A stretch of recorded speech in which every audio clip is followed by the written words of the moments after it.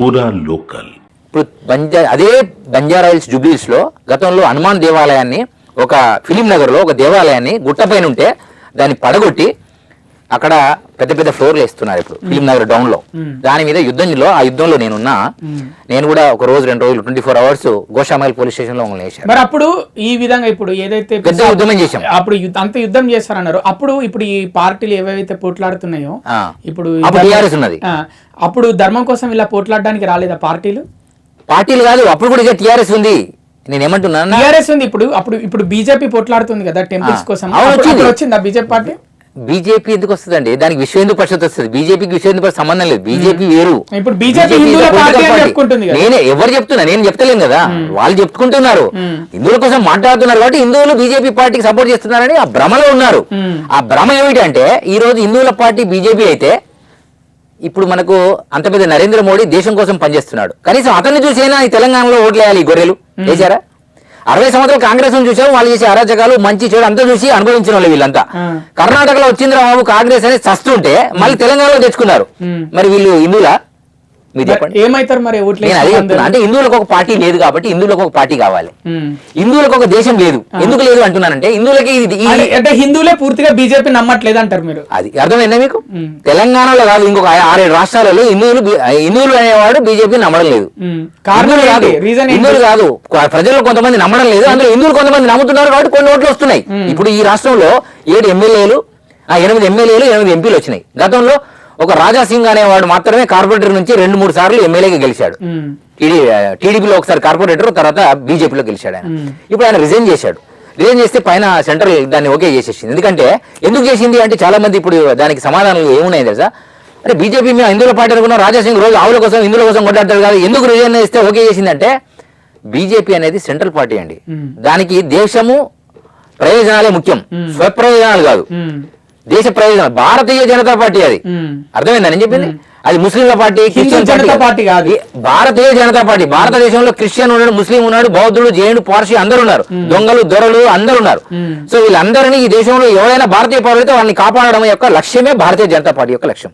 కాబట్టి ఆ యొక్క పార్టీలో అన్ని మతాలకు స్థానం ఉంది. నేను చెప్తున్న విషయం అది హిందువుల పార్టీ అని వీళ్ళు అనుకుంటున్నారు. ఇప్పుడు 85% ఉన్నటువంటి వాళ్ళ దిక్కు మాట్లాడతారా, 25% ఉన్న దగ్గర మాట్లాడతారా? జనబలం ఎటుంటే అదే మాట్లాడతారు కదా. అది ఎవరైనా నేనైనా అంతే. ఇప్పుడు అదే పని బీజేపీ చేస్తుంది. దాన్ని బీజేపీని హిందూ పార్టీ అని అనుకుంటున్నారు. అనుకోండి, గతంలో కాంగ్రెస్ కూడా హిందూ పార్టీ అనుకున్నాం. ఎందుకంటే ఇందిరా గాంధీ అంటే హిందూ అని అనుకున్నారు. ఆమె బోందీ అని తెలిసింది. ఆ లోపే గాంధీ పోయాడు, బోందీ పోయాడు. కాంగ్రెస్ అంటే కాన్ అంటే ముస్లిమ్స్, గ్రేస్ అనేటువంటి పార్టీ ఇది నేషనల్ ఇంటర్నేషనల్ లెవెల్లో ఉంది. కాబట్టి ఈరోజు రాహుల్ గాంధీ, సోనియా గాంధీ, ఇవన్నీ గాంధీలు తయారైనాయి. మనకు ఎక్కడ చూసినా గాంధీ నోట్ల మీద గాంధీలే, బూట్ల మీద గాంధీలే వచ్చినాయి. ఈ మధ్య ఆడపిల్లలు పెట్టుకునేటువంటి దాన్ని ఏమంటారండి, వాళ్ళు పెట్టుకునేటువంటి మంత్లీ అనేటువంటి ప్యాకెట్ల మీద కూడా రాహుల్ గాంధీ ఫోటోలు వస్తే మొన్న ఒక అమ్మాయి కామెంట్ చేసింది, నేను చూసా. అంటే అటువంటి సిచ్యువేషన్కి వచ్చేసింది పరిస్థితి. ఇప్పుడు 60 సంవత్సరాలు నమ్మినటువంటి పార్టీని మన తెలంగాణ ఆంధ్రాలో 15 సంవత్సరాలు చాప్టర్ 11 సంవత్సరాలు చాప్టర్ క్లోజ్ చేశాడు కేసీఆర్ గారు. ఎందుకు చేశాడు? తెలంగాణ ఉద్యమం అనేటువంటి ఒక ఊసన వల్ల. మరి అందరికీ న్యాయం జరగాలి, అందరికీ ఎవరు న్యాయం చేయలేడండి. శివాజీ మహారాజు వచ్చాడు. శివాజీ మహారాజు రాజు కాదు, ఒక ముస్లిం రాజు దగ్గర పనిచేస్తున్నటువంటి ఒక బంటు యొక్క కొడుకు ఆయన. తన చిన్నప్పటి నుంచే తన నాన్నతో వెళ్ళి ఆ రాజ్యసభలో జరిగే అరాచకాలు చూసి అతనికి ఒక విధానం వచ్చి ఒక ఆవును కట్ చేసి కొట్టడానికి వెళ్తే ఒక ఆవును కొట్టడానికి వెళ్ళినోడిని చిన్న చాకుతో కోశాడు అని. అప్పుడు ఆయనకు ధైర్యం పెరిగి ఆటోమేటిక్ గా అతనికి రాజ్య లక్షణాలు వచ్చినాయి. శివాజీ మహారాజ్ ఆమె జిజియాబాయి శివుని ఆరాధన చేయడం వల్ల శివాజీ మహారాజ్ అని పేరు పెట్టడం జరిగింది. అతను కొన్ని సామ్రాజ్యాలను సృష్టించాడు. కర్ణాటక సామ్రాజ్యాధిపతి అంటే కర్ణాటకే పరిమితం చేశారు మన గొర్రెలు. ఆయన హిందూ సామ్రాజ్యాన్ని స్థాపించడానికి ప్రయత్నం చేశాడు, భారతదేశం మొత్తాన్ని. దాన్ని నరేంద్ర మోడీ గుర్తుపట్టి అక్కడ ఆ యొక్క ఎవరైతే శివాజీ మహారాజ్ బొమ్మను అక్కడ విగ్రహాన్ని ఏర్పాటు చేయడం జరిగింది. ఆదిశంకరాచార్య విగ్రహం కాశ్మీర్ లో ముష్కరులు దాన్ని ఆగం చేస్తే అక్కడ విగ్రహాన్ని స్థాపన చేశారు నరేంద్ర మోడీ గారు. స్వామి అంబేద్కర్ విగ్రహాన్ని కూడా నరేంద్ర మోడీ గారు ఓపెన్ చేశారు. మీరు చూసుకోండి కావాలంటే. భగత్ సింగ్ విగ్రహాన్ని ఓపెన్ చేస్తానంటే ఖలిస్తాన్ ఉగ్రవాదులు కొంతమంది ఆయనకు సెక్యూరిటీ ఉండంగా కూడా ఎదురుగా వచ్చేసి అతన్ని ఆగం చేసే ప్రయత్నం చేస్తే వెనక ఒక అడుగు ఎనిగి సింహం ఒక అడుగు ఎనిగేసి వెనకకు వచ్చింది. ఎందుకంటే గతంలో ఇందిరమ్మ అదే బాటలో పోయి ఈ సిక్కులను ఊతకోసకొచ్చింది, ఆ పేరు నాకు రావద్దు ఆ భజనం అని నరేంద్ర మోడీ గారు వెనకకు వచ్చారు. వచ్చి దాని పరిధి అక్కడ భగత్ సింగ్ విగ్రహాన్ని ఓపెన్ చేయడానికి వారు వెళ్ళనివ్వలేదు. అలానే నిన్న సింధూర్ ఆపరేట్ ఏదైతే జరిగిందో దాని మీద కూడా ఆపరేషన్ సింధూరు ఎందుకు చేశారు, మీరు హిందువులా అని చెప్పి దాన్ని కాల్చారు అనే సిద్ధాంతం బయటకు వచ్చింది కాబట్టి దీన్ని వదిలేదే లేదు. గతంలో పాకిస్తాన్ చాలాసార్లు తప్పు చేసింది, మొత్తం బార్డర్ మీద అనేక మంది సైనికులను అనవసరంగా కాల్చింది. ఆ బార్డర్లో ఉన్నటువంటి ఆ వ్యవస్థను వాళ్ళు ఆగం చేశారు. సో చూసి ఒకసారి ఆలోచన చేసింది. మనం కరోనా టైంలో పాకిస్తాన్ కూడా గోళీలు అందించాం, ఇక్కడ నుంచి మనం కరోనా మందు ఇచ్చాం, అయినా వారికి సిగ్గుశరాలు లేవు. ఇక్కడ వాళ్ళకి ఏది పెట్టు, ఈ దేశంలో అన్నం తింటూ, ఈ దేశంలో తాగుతూ, ఈ దేశంతో ఉంటూ మన గుళ్ళల్లో మైకులు పెట్టొద్దు, మన గుళ్ళల్లో పూజలు కొట్టొద్దు, గంటలు కొట్టొద్దు అనేటువంటి గాడుదులు ఎక్కువైనాయి. వాళ్లకు వెళ్ళి మసీదుల్లో దర్గాల దగ్గర ఇప్పటికీ చిన్నపిల్లలకు మంత్రాలు తంత్రాలు వేసుకునేటువంటి ఏరియాలు, రామచంద్రాపురంలో గాజుల బాబా షాప్ ఉంటుందండి.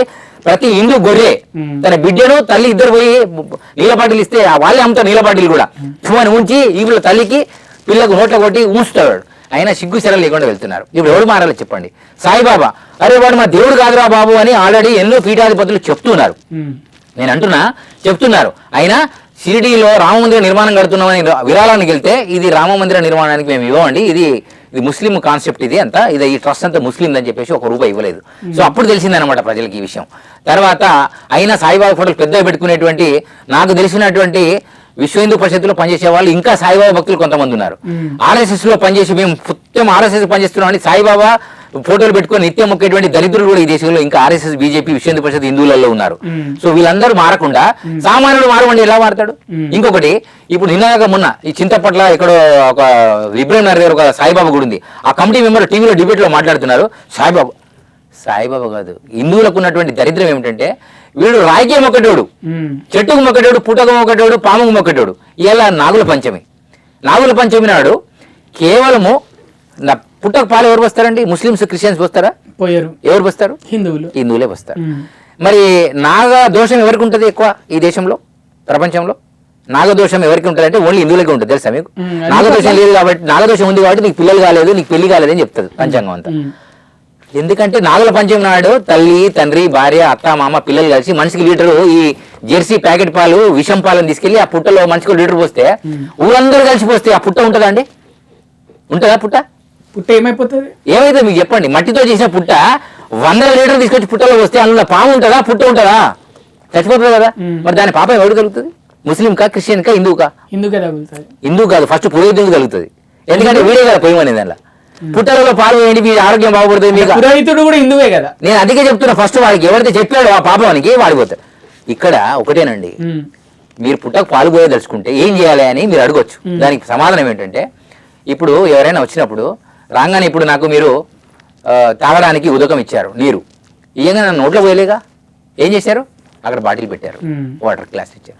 అట్లానే ఊరందరూ కలిసి ఒక తొట్టి పెట్టి అందులో మనిషికి పాలు పోస్తే ఆ మనుషులందరూ పారిపోయిన తర్వాత అందులోకి వెళ్ళి బయటికి వెళ్ళి పాము వచ్చి ఆడ చీమలు, దోమలు, ఎలుకలు, పాములు అన్నీ వచ్చేసి తాగిపోయి వాడి జీవనాధారాన్ని కట్టుకుంటాయి. నేను పోసినప్పుడు తాగి చచ్చిపోవాలనే సిద్ధాంతంలో ఉన్నారు. ఈ నాగుల చవితి, నాగుల పంచమి రోజు ఈ ప్రాణాలు ఆగదిస్తుంది హిందువులే. ఇప్పుడు అందుకే వీరబ్రహ్మేంద్ర స్వామి ఏం చెప్పాడంటే, చెట్టు పుట్టలకు చేజెత్తి మొక్కుచు వటి మాటలిట్ల వదరనేల దిట్టమైన గురుడు దేదీప్యమయ్యుండ కాళికాంబ హంస కాళికాంబ. చెట్టు పుట్టలకు ముఖ్యులు ఎవరు? రాగి చెట్టు మంచి దేవుడు అని మనం మొక్తాం, వేప చెట్టుకు మొక్తాం, మర్రి చెట్టుకు మొక్తాం, మామిడి చెట్టుకు మొక్తాం. కానీ చెట్టు అంటే ఈ మానవ శరీరము, పుట్ట అంటే నువ్వు తీసుకునే శ్వాస. ఈ పుట్టలో నుంచి నువ్వు ఈడా పింగళమనే సూర్యనాడి, చంద్రనాడి ద్వారా తీసుకునే ధ్యానము, జపము, సాధననే మనిషిని జీవనాధారం వైపు, ధర్మం వైపు తీసుకెళ్తుందని చెప్పారు. ఇది ఏ ధర్మంలో చెప్పదు. మీరు బైబిల్కి వెళ్ళి అడగండి, చర్చిలోకి వెళ్ళి అడగండి, కల్వరి టెంపుల్లో శ్వాస 21,600 జపం జరుగుతుంది మనిషికి. లెక్క తీశారు మన వాళ్ళందరూ, సైంటిస్టులు, మనం ఋషులు, మేధావులంతా. ఈ 21,600 జపంలో 21,590 ఒక్క సెకండ్ కనుక నువ్వు తగ్గించుకోగలిగితే నీకు ఒక 5 నుంచి 10 సంవత్సరాల వయసు పెరుగుతుంది. అది పెంచుకున్నటువంటి వాడే ఆదిశంకరాచార్యుడు. కాబట్టి ఆయన 27 నుంచి 32 సంవత్సరాల వయసును పెంచుకోవడం.